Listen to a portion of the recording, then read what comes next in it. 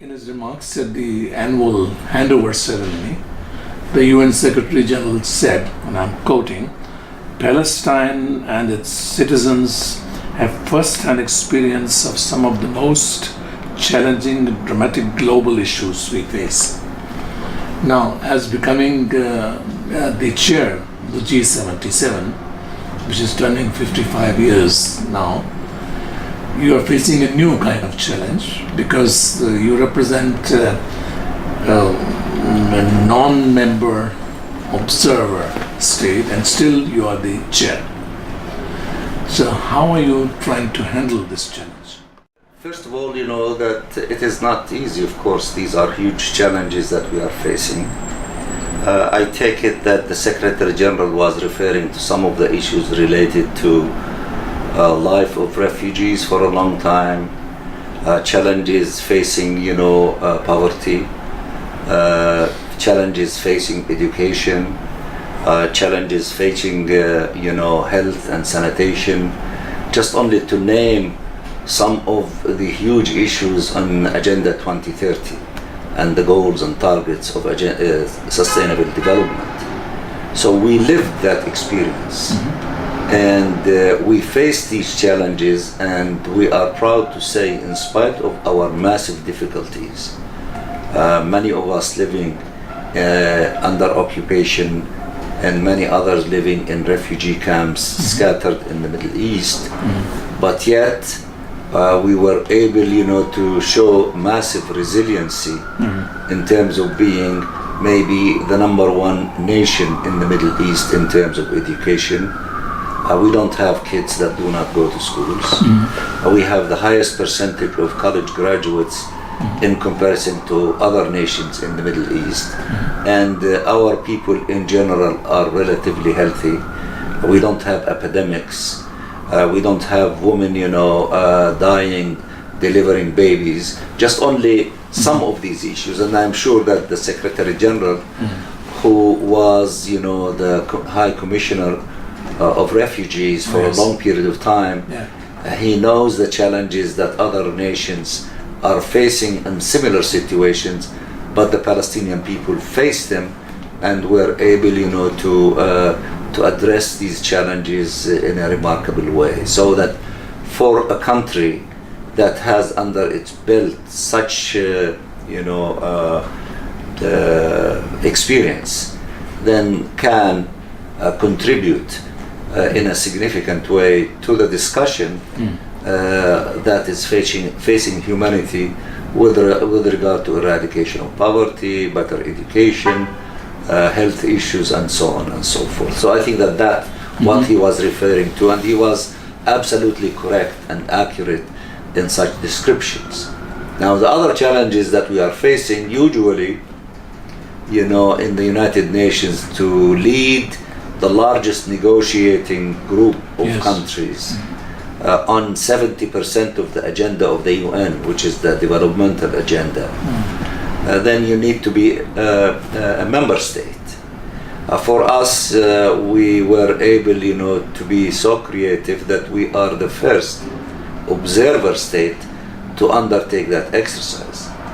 But there is a caveat, of course, that we've been for a long period of time, for at least 40 years, full member as a state in the group of 77 and China. So therefore, we had experience as a full-fledged member of the group, but we are not a full member of the UN. We are an observer state. So that challenge, we dealt with it initially by having a special resolution adopted by the General Assembly by an overwhelming majority. More than 148 countries voted in favor versus I think 8 voted against it.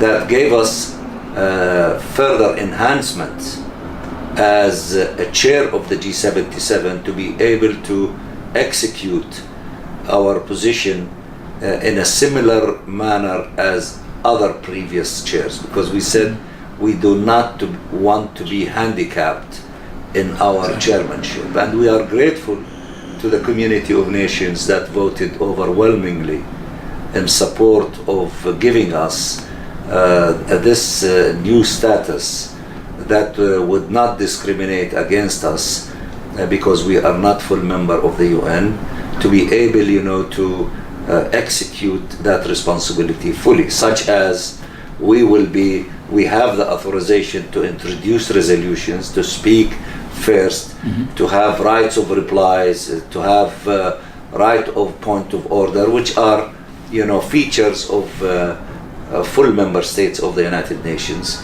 So these were granted to us to allow us, to exercise our chairmanship fully. See, these are some of the challenges. The other challenges is that now we had to sink deeper into all these global issues, which my team and the additional team that we added were not savvy to these subjects, but we are smart people and we learned very fast as we were crawling and walking and running, and I think that we leave it to our colleague to judge us in terms of our performance. We hear a lot from many, including those partners who are not member of our group, expressing appreciation and admiration to the way we are conducting our chairmanship of this group. Yeah. For example, I think you drafted a resolution for the communication committee, Yes. on global communication. Yes. And so do you think the global communication in the United Nations plays an important role also in furthering your international recognition? Yes, we played the fourth committee, about the committee on information and communication. Yes, we played that role, and I believe that today that draft resolution will be adopted by consensus. That's our expectation. But of course, we played a big role in the long negotiation to adopt by consensus, not within our group only, but with partners on BAPA Plus 40 about South-South cooperation, the conference that was convened in Buenos Aires. And it was a successful conference, and a document was adopted. Our group was the leading force in the articulation and the negotiation to adopt that document, and we were at the helm of our group because we are the chair. The same thing with the other document on finance for development, which was also accomplished, and it was adopted by a high-level meeting here at the United Nations. And we are engaged in extensive discussions of many subjects that will reflect themselves on the 4 summits that the Secretary General is planning to convene in September of this year, including the summit on climate change. Now, how about this, the NPT review conference, which has been, the PrepCon, which has been meeting, which concludes its meeting today? Have you been playing some kind of an active role as the chair of the G77? You know that when we changed our status to an observer state, that allowed us to join so many treaties and conventions as a state party, including the NPT. It's ironic that we are a full state member in the NPT and Israel and the United States are not. I see. At least Israel is an observer. So we contribute and we play our role, including that we played an active role with the other members of the Arab group in agreeing on convening Middle East this year Middle East free of weapons of mass destruction and nuclear weapons. That resolution was adopted to that effect, and the funding was secured for convening this conference. And I believe that a document might emerge from that conference, an instrument that will be negotiated, and hopefully it will be signed and ratified and comes into effect. If it reaches the number of countries in relatively quick time to come into effect. Of course, still, the details of what's in that instrument is not there. It will emerge with time. It will hopefully be adopted in that conference, and then it's like everything else. We will see, that the speed in which countries can sign and ratify, and therefore to decide on the date of when it will come into effect. Is it scheduled for November this year? Yes. Is it sure? Because there was an attempt 2 years ago, 3 years ago, which didn't happen. There were several attempts in the past, and there was a special facilitator given to a diplomat from Finland. But unfortunately, all these efforts in the past did not lead to the convening of the conference. So this time it was decided through a General Assembly resolution, and it will be convened in November, as you have stated. So there's in New York. There's no question mark behind that. It's a resolution. Okay. And that has to be Implemented. Yes. Yes. Now, this you mentioned about the UN General Assembly resolution that was in October 2018, giving you all the possibilities to exercise your full influence, even though not as a member state, as a non-member observer state, as G77 chair. And this was considered as one important step towards the international recognition of Palestine. Right? Now, how do you think would be the next steps after you finish your G77 chair towards the end of the year? Well, we'll take it step by step. We are extremely happy that we were able, to take the step, and the international community supported us overwhelmingly by changing our status to an observer state, which means in the UN system we resolve the issue of the state, whether the state is a full member or observer. This is of a different nature. But the issue, first time that this kind of this is the first time in our history that the General Assembly more or less recognized the existence of the Palestinian state. I mean, in general, is it the first time, or have there been any observer states which could have the full functioning possibility? You see, there is no such thing in the Charter Rules of Procedure of the General Assembly of observer states, or observer for that matter. Okay? What's in the Charter is member states. But also in the Charter and in the Rules of Procedures of the General Assembly, that the General Assembly is the master of its own destiny. It can decide whatever it wants. And therefore, we started the exercise of being observer in the UN system. In fact, when Chairman Arafat came in 1974, November 74, and gave that famous speech in the General Assembly, 2 resolutions were adopted after that. One related to affirming the inalienable national rights of the Palestinian people, including their right to self-determination, statehood, and the right of the refugees to return to their homes and properties. And the other one is bestowing on the PLO, in its capacity as the representative of the Palestinian people, an observer status in the General Assembly to participate in the works and activities of the General Assembly. There was no country before us that had that status. Of course, for member states, including the Vatican, the way they used to observe the works of the General Assembly, they used to send a letter to the Secretary General asking him to allow that country to observe the works of the General Assembly. And the Secretary General would give them a seat in the General Assembly to observe. In our case, we went to the General Assembly and we had a resolution.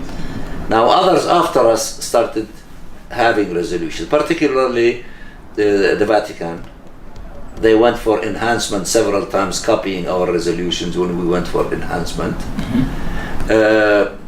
Switzerland was neutral and was not associated with the UN. Then, when they decided they wanted to be an observer state, they sent that letter. And then when they decided to become an observer state, they put conditions on it. We did benefit from these conditions. I see. And we did pay a price for these conditions. The benefit was that Switzerland, when they became an observer state in the, I believe, the 90s, they stated that they wanted to be able to participate in the election for judges of the remaining parts of the former subject of Yugoslavia. Yeah. And to be able to submit candidates to be judges. So we inherited that. I see. And also they said that we want also to act not like a full member in terms of assessment, but we want to pay assessment. So then the arrangement was the assessment is like member states, but instead of paying the full amount, you pay 50%.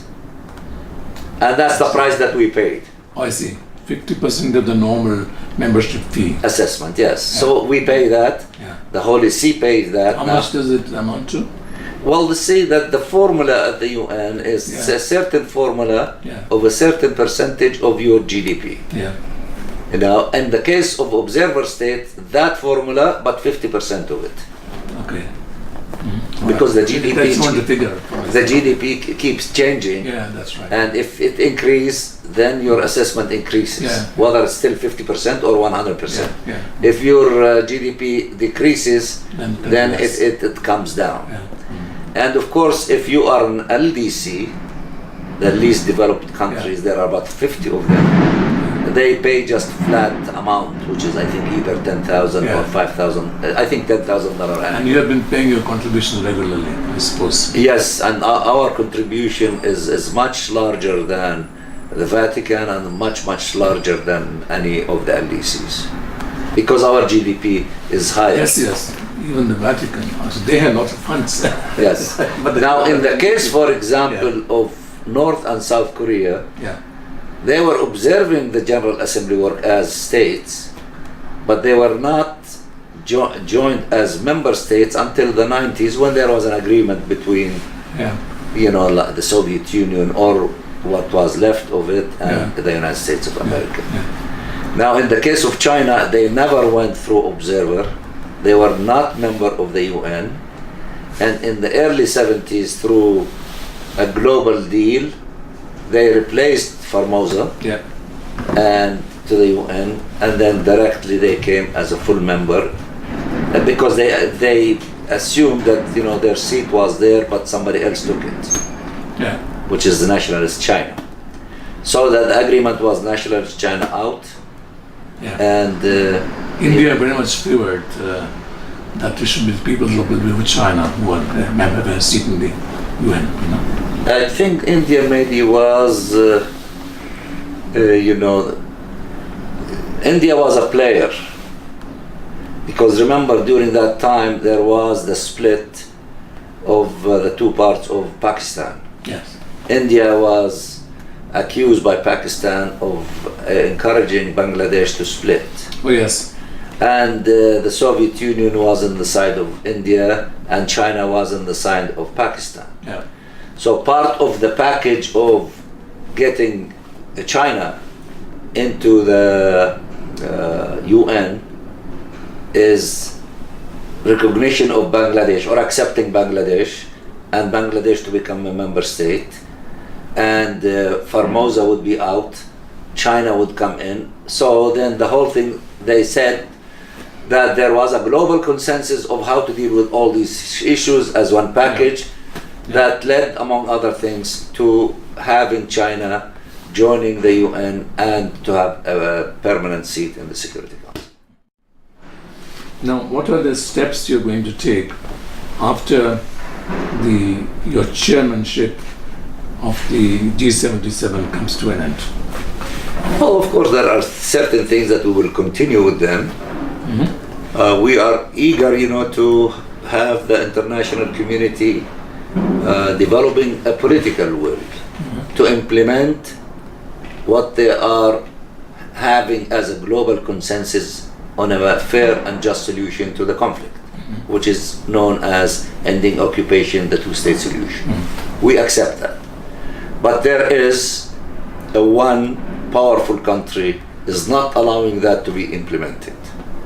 So hopefully that deviating one country from the global consensus, if the international community to succeed in bringing them along to the path of the implementation of this global consensus, which was legislated in 1947 in Resolution 181, two-state solution, and special status of Jerusalem, that was 181. So we hope that we can have an environment, global environment, that is saying enough is enough. The Palestinian people should be granted their inalienable rights through ending the occupation and the independence of their state on the borders of 1967, and to if all states in that region, including the state of Palestine, to live in peace and harmony with all of its neighbors, including Israel as a neighbor.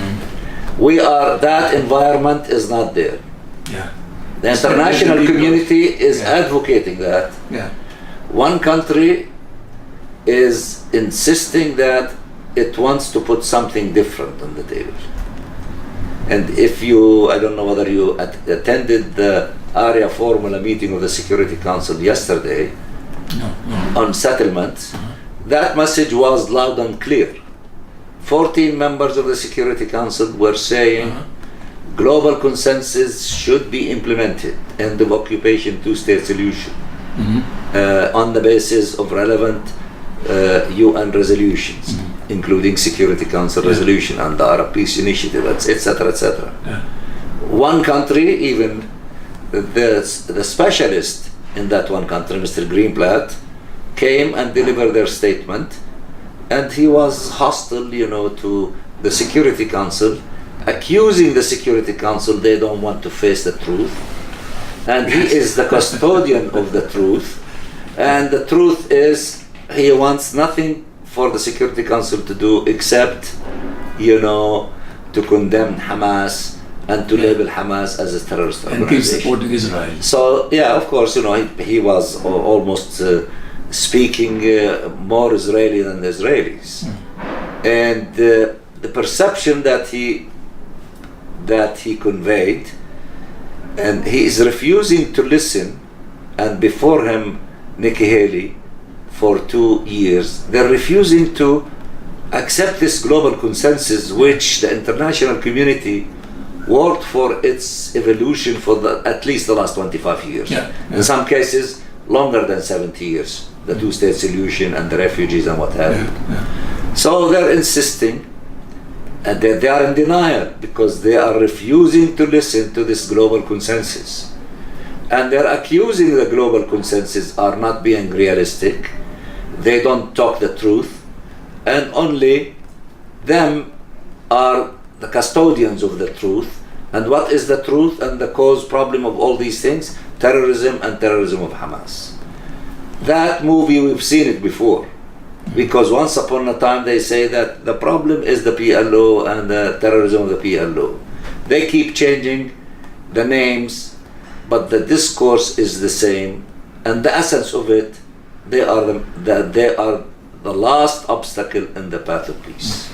What about the new leaked draft where there's talk of a new Palestine, and but the territories which is... But that's what I'm referring. I did not get into the details to it, but this is what the current U.S. administration is trying to negate.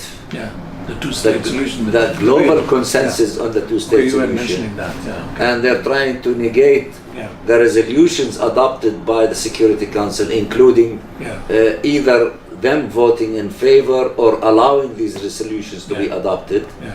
And also the resolutions adopted in the General Assembly dating back to Resolution 181, in which they drafted. The Americans themselves, in 1947, they drafted the resolution of calling for 2 states in Palestine, and Jerusalem to be under international administration. Yeah. That position of the United States that they drafted in 1947 and was more or less that they were adhering to, especially with regard to Jerusalem, until this current administration that even walked away from their traditional position. So that this is the reality that we are facing. Of course, it's complicating the situation further. It is dragging for a longer time the agonies and the suffering of our people and also the Israelis, because everybody would suffer from lack of peace. Peace is good for everyone. So I don't know how long this stage will last. We hope that it is short, and we hope that there will be a political will by the international community to implement its resolutions and its position. The end of occupation and the two-state solution. Yeah. Thanks a lot. You're very welcome. I've learned a lot. Okay.